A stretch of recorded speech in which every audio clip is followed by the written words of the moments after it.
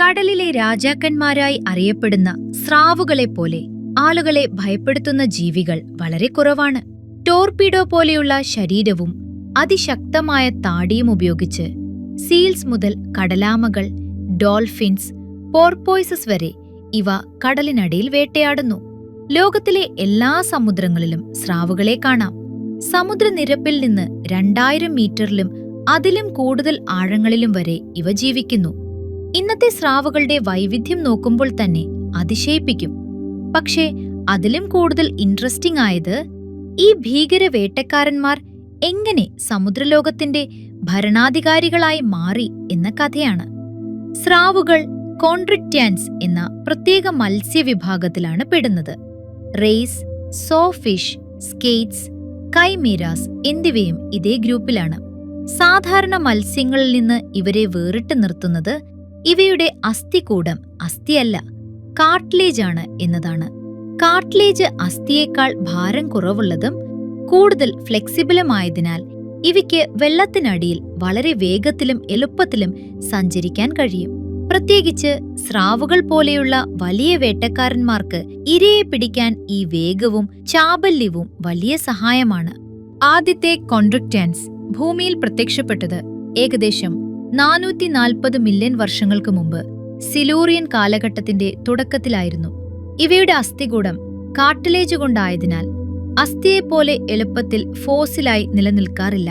സ്രാവുകളുടെ പരിണാമത്തെക്കുറിച്ച് നമ്മൾ അറിയുന്ന കാര്യങ്ങളിൽ ഭൂരിഭാഗവും അവരുടെ ധാരാളം ഫോസിലായ പല്ലുകളിൽ നിന്നുമാണ്. കൂടാതെ ചില സ്കെയിലുകളും കാൽസിഫൈഡ് വെർട്ടിബ്രകളും കൂടി സഹായിക്കുന്നു. ഏറ്റവും പഴക്കമുള്ള ഫോസിൽ പല്ലുകളിൽ ചിലത് അക്കാന്തോഡിയൻസ് അഥവാ സ്പൈനി ഷാർക്സ് എന്നറിയപ്പെടുന്ന പുരാതന മത്സ്യവിഭാഗത്തിൽ നിന്നുള്ളതാണ്. പേര് കേട്ടാൽ സ്രാവുകൾ തന്നെയെന്ന് തോന്നുമെങ്കിലും ഇവ യഥാർത്ഥ സ്രാവുകളായിരുന്നില്ല. പക്ഷേ സ്രാവുകളോട് സാമ്യമുള്ള ചില പ്രത്യേകതകൾ ഇവയ്ക്കുണ്ടായിരുന്നു. ഉദാഹരണത്തിന് സ്ട്രീംലൈൻ ചെയ്ത ശരീരം, മുകളിലേക്ക് തിരിഞ്ഞ വാൽ, കൂടാതെ സൂചി പോലുള്ള മുള്ളുകൾ പിന്തുണച്ച ജോഡി ചിറകുകൾ. ഇന്നത്തെ സ്രാവുകളുമായി ബന്ധമുള്ള ഒരു പഴയ സൈഡ് ബ്രാഞ്ച് വിഭാഗമായിരുന്നു ഇവ എന്ന് ശാസ്ത്രജ്ഞർ കരുതുന്നു. ഇതിൽ ഏറ്റവും പഴയതായി സ്ഥിരീകരിക്കപ്പെട്ട ജീവികളിലൊന്ന് ചൈനയിൽ കണ്ടെത്തിയ ക്യാനോഡസ് ആണ്. ഇന്നത്തെ സ്രാവുകളുടെ ഭീകരമായ മൂർച്ചയുള്ള പല്ലുകൾ പോലെ അല്ലാതെ ക്യാനോഡസിന് വളരെ വ്യത്യസ്തമായ ടൂത്ത് വാർലായിരുന്നു ഉണ്ടായിരുന്നത്. ഈ വിചിത്ര പല്ലുകൾ അസമമായ രൂപത്തിലായിരുന്നു, സ്ഥിരമായി നിലനിന്നിരുന്നു. കൂടാതെ ആ ജീവിയുടെ മുഴുവൻ ജീവിതകാലവും വളർന്നുകൊണ്ടേയിരുന്നു. ലോകത്തിൽ ഏറ്റവും കൂടുതലായി കണ്ടെത്തുന്ന വെർട്ടെബ്രേറ്റ് ഫോസിലുകളിൽ ഒന്നാണ് സ്രാവുകളുടെ പല്ലുകൾ. മനുഷ്യരുടെയോ മറ്റു സസ്തനികളുടെയോ പോലെ ഇവയുടെ പല്ലുകൾ താടിയിലേക്ക് ഉറച്ചു പിടിച്ചിരിക്കുന്നതല്ല. പകരം പല്ലുകൾ ചുണ്ടിനുള്ളിലെ മാംസത്തിൽ മാത്രം പതിഞ്ഞിരിക്കുകയാണ്. അതുകൊണ്ട് സ്രാവുകളുടെ പല്ലുകൾ എളുപ്പത്തിൽ ഇളകുകയോ കൊഴിഞ്ഞു പോകുകയോ ചെയ്യും. അതിനാലാണ് ഒരേ സമയം പല നിര പല്ലുകൾ ഇവ വളർത്തുന്നത്. ഉദാഹരണത്തിന് ഗ്രേറ്റ് വൈറ്റ് ഷാർക്സിന് 5 വേറിട്ട നിരകളിലായി മൂർച്ചയുള്ള ത്രികോണമാകൃതിയിലുള്ള പല്ലുകളുണ്ട്. പക്ഷേ അതിൽ മുന്നിലെ ആദ്യ നിര മാത്രമാണ് യഥാർത്ഥത്തിൽ ഉപയോഗിക്കുന്നത്. പിന്നിലെ മറ്റ് നിരകൾ നഷ്ടപ്പെടുന്ന പല്ലുകൾക്ക് പകരക്കാരായി നിലകൊള്ളുന്നു. ഒരു കൺവെയർ ബെൽറ്റിനെ പോലെ പുതിയ പല്ലുകൾ പതുക്കെ മുന്നോട്ടു നീങ്ങി പഴയ പല്ലുകളെ മാറ്റിസ്ഥാപിക്കും. ജീവിതകാലം മുഴുവൻ ഒരു സ്രാവിന് ആയിരക്കണക്കിന് പല്ലുകൾ നഷ്ടപ്പെടാം. അതുകൊണ്ടായിരിക്കാം കടലിന്റെ അടിത്തട്ടിൽ ഇത്രയും സ്രാവുപല്ലുകൾ ചിതറിക്കിടക്കുന്നത് നമ്മൾ കണ്ടെത്തുന്നത്. ക്വിയാനോഡസ് വളരെ പഴയ ജീവിയായിരുന്നു. കാർട്ടിലേജുള്ള മത്സ്യങ്ങളുടെ ഏറ്റവും ആദ്യകാല തെളിവുകളിലൊന്നായി ഇതിനെ കണക്കാക്കുന്നു. പക്ഷേ കുറച്ചു കാലത്തിനു ശേഷം ഈ മത്സ്യവിഭാഗം 2 പ്രധാന ശാഖകളായി വിഭജിച്ചു. ഒരു വിഭാഗം പിന്നീട് കൈമീരാസായി മാറി. മറ്റൊരു വിഭാഗമാണ് പിന്നീട് സ്രാവുകളും റേസ്കളുമായി വികസിച്ചത്. ഈ രണ്ടാമത്തെ ഗ്രൂപ്പിനെ എലാസ്മോ ബ്രാഞ്ച് എന്നാണ് വിളിക്കുന്നത്. ഇന്നത്തെ സ്രാവുകളിലേക്ക് നമ്മളെ കുറച്ച് കൂടുതൽ അടുത്തുകൊണ്ടുപോകുന്ന വിഭാഗമാണിത്. ഈ ഗ്രൂപ്പിലെ ആദ്യകാല ഉദാഹരണങ്ങളിലൊന്നാണ് ഫീബോഡസ്. ഇന്നത്തെ ഫ്രിൽഡ് ഷാർക്സിനെ പോലെ നീളമുള്ള ശരീരവും ത്രിശൂലത്തെ പോലെ തോന്നുന്ന പല്ലുകളും ഇതിനുണ്ടായിരുന്നു.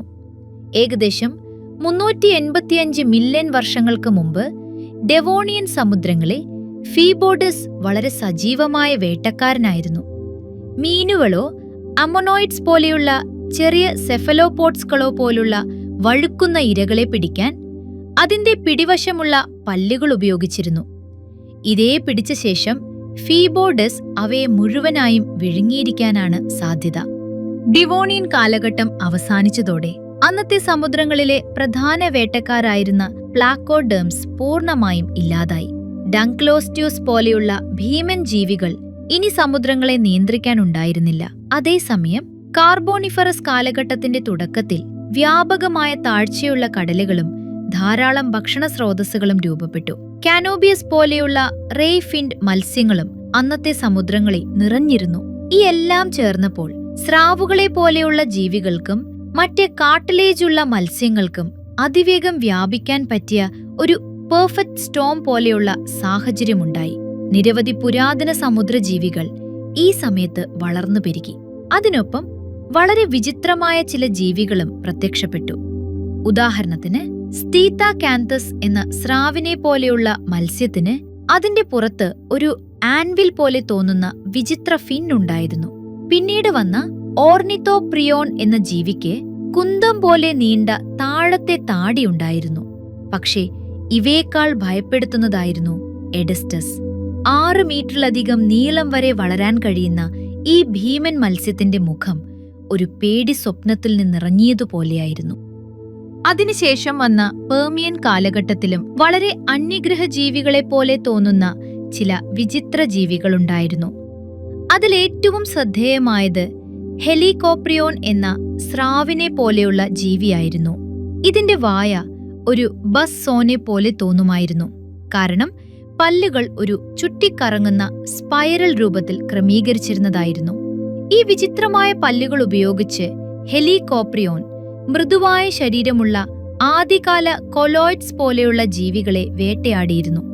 മാത്രമല്ല കട്ടിയുള്ള ഷെല്ലുകളുള്ള നോട്ടിലോയിഡ്സ്, അമോനോയിഡ്സ് പോലെയുള്ള സെഫലോപോഡ്സുകളെയും ആക്രമിച്ചിരിക്കാമെന്ന് ശാസ്ത്രജ്ഞർ കരുതുന്നു.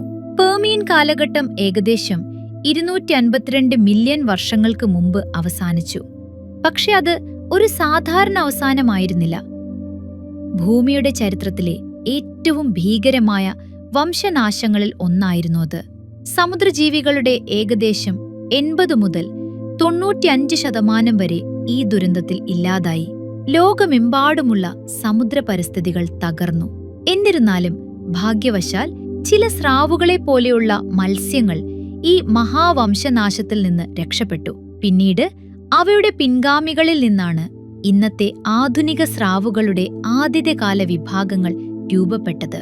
ഉദാഹരണത്തിന് കൗ ഷാർക്സിന്റെ പൂർവികർ.